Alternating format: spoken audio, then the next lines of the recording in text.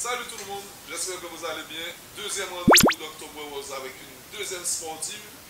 On est avec Sophie Sonrat. Bonjour Sophie, ça va bien? Bonjour Guinée, ça va bien, merci. Est-ce que tu peux te présenter à tout le monde? Je suis Sophie Sonrat, la présidente de la Ligue de karaté de Martinique et également la vice-présidente du CETOSMA en charge de l'éducation et de la citoyenneté. Ok, comment tu arrives dans le karaté? Tu pas du karaté, tu étais athlète, ça se passe comment? Plus jeune, j'ai toujours aimé le sport et puis j'ai voulu faire du basket à l'époque. J'ai toujours été attirée par ce sport et rien ne me prédestinait au karaté. Et à l'époque, l'organisation en tout cas du club sportif de proximité de mon hébergement ne plaisait pas à mes parents. Donc du coup, on m'a demandé de chercher autre chose. Et puis j'avais un voisin qui faisait du karaté, qui m'a dit de venir avec lui. En fait, on est allé voir et puis j'ai essayé, j'ai adopté. Depuis, j'y suis restée. Tu vas te bagarrer un peu quand même. Non, je suis très calme.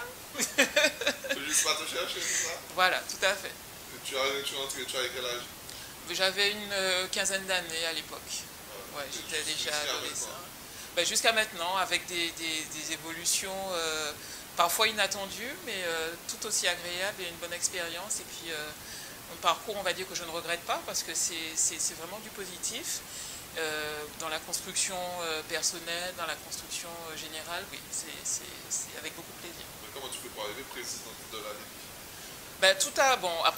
J'ai commencé la pratique en club, j'ai été assistante aussi dans les différents clubs et j'ai passé mes diplômes d'enseignement du karaté, donc je suis titulaire du brevet d'État également.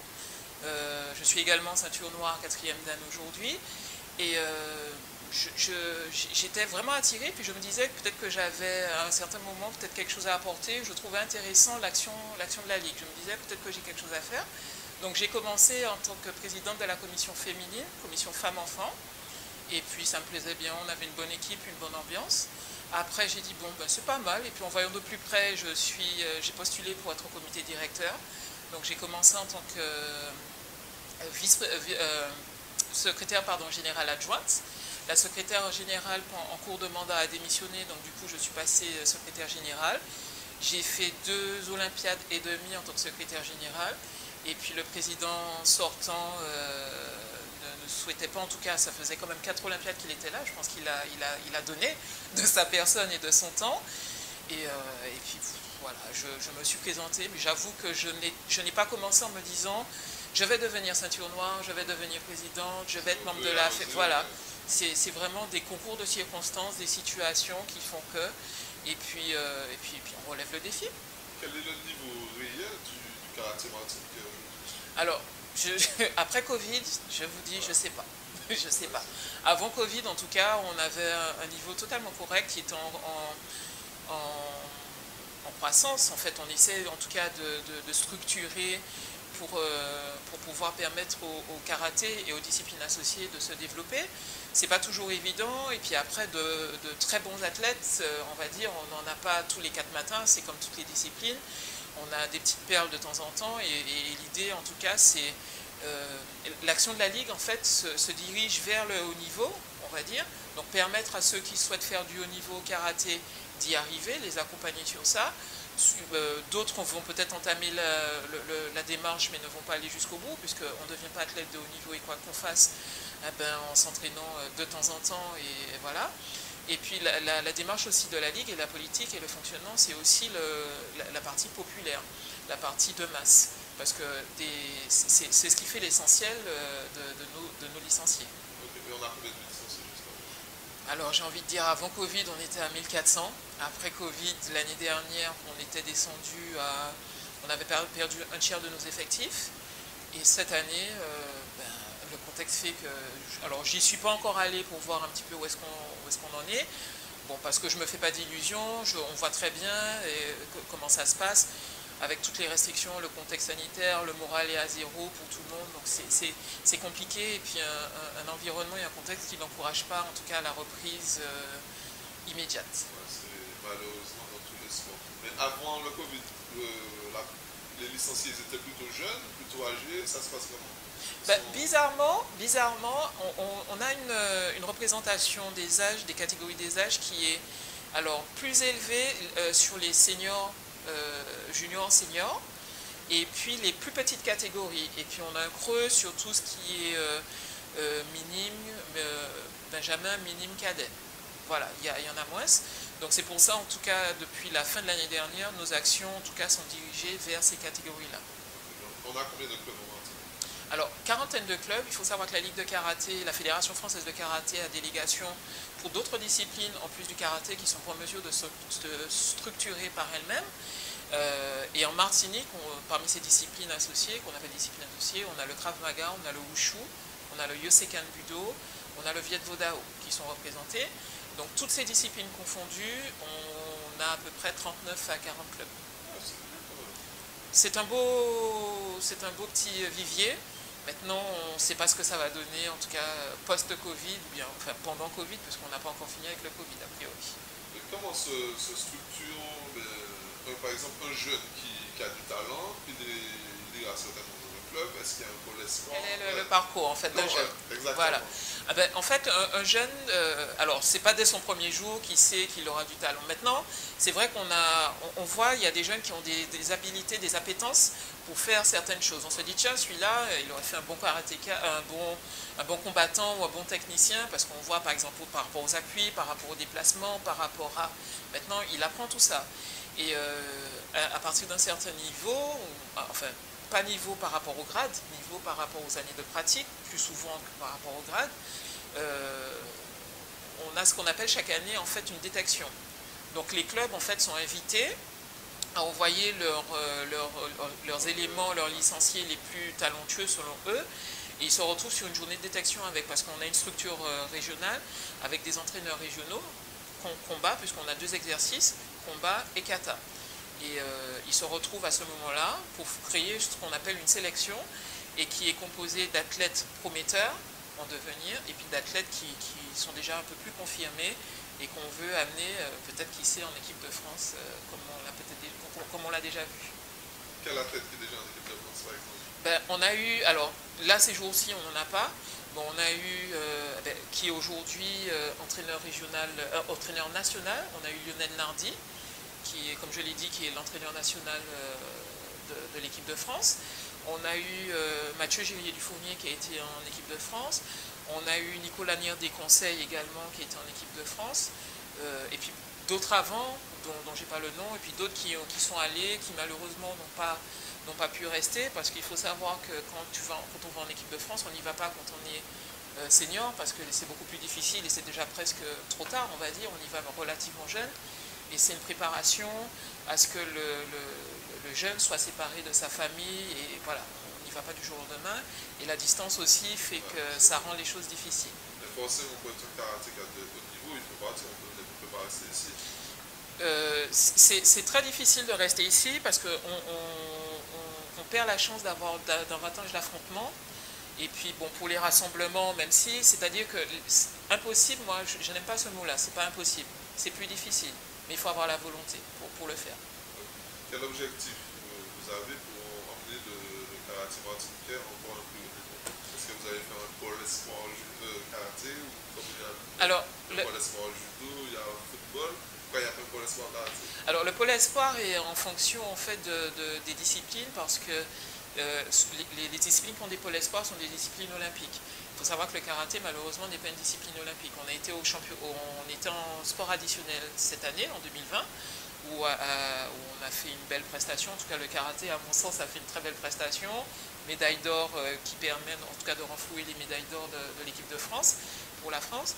Mais on n'est pas sport olympique, parce que malheureusement, on ne sera pas non plus en 2024. Donc, on ne peut pas avoir de pôle espoir. Maintenant, on est une organisation, on a une formation élite régionale, élite nationale, haut niveau, on a une organisation par rapport à ça. Un jeune qui veut se lancer dans le karaté, vous lui conseillez quoi? De ne pas hésiter. De ne pas hésiter, au contraire, de venir essayer. On a au niveau de la Ligue des actions qui sont faites, en tout cas pour permettre aux uns et aux autres d'essayer, de connaître la discipline, de populariser la discipline, parce qu'on a toujours l'impression que le karaté, c'est Bruce Lee et des films de combat. C'est tout sauf ça. C'est vraiment la construction, en fait, tout sauf ça.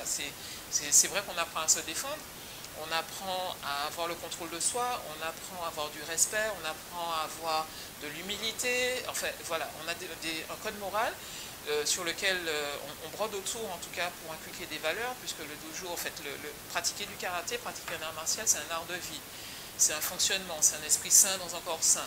Donc c'est pas on a un fonctionnement au dojo et puis quand on est dehors, on a un autre fonctionnement qui est totalement à l'opposé. C'est vraiment une harmonie de vie et on a des actions en tout cas de promotion pour faire connaître la discipline, des journées portes ouvertes d'ailleurs, on en aura très bientôt une à la fin du mois. Je n'hésiterai pas à revenir en tout cas pour en discuter si vous voulez bien. Mais on a des actions et puis on leur dit d'essayer puisqu'on a des clubs un petit peu partout, de Sainte-Marie à Sainte-Luce. Donc il y a toujours un club près de chez eux, donc de ne pas hésiter de venir. Il y a un club au Robert. On est tous forts au karaté. Voilà, donc il ne faut vraiment pas hésiter. Et puis les essais sont gratuits. Il y a des actions, pendant les vacances, on a mené des actions qu'on n'a pas pu finir à cause du Covid, où on était sur toutes les communes. Avec les enfants, c'était le Martinique Karaté Tour. Et c'était vraiment agréable de voir la joie. Et d'ailleurs, on a eu les retours des parents, des encadrants qui nous ont dit oui, j'aimerais bien faire du karaté. Très souvent, les gens ne savent pas qu'il y a du karaté. Justement, pourquoi il y a ce manque de communication et de visibilité sur le karaté, même lors des compétitions, on n'entend pas trop parler du karaté?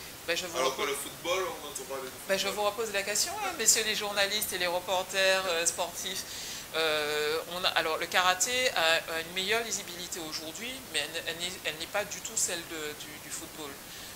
Je trouve ça dommage parce que tout le monde n'aime pas le football, ou bien tout le monde n'a pas envie de voir du football matin, midi et soir partout, même si moi je suis pour la pluralité, la diversité, et tous les sports ont quelque chose à offrir. Donc, en tout cas, nous on tente de faire le travail, on a une meilleure visibilité en tout cas sur nos actions fortes. Je ne vais pas dire qu'il n'y a pas de suivi, les journalistes nous suivent sur nos actions fortes.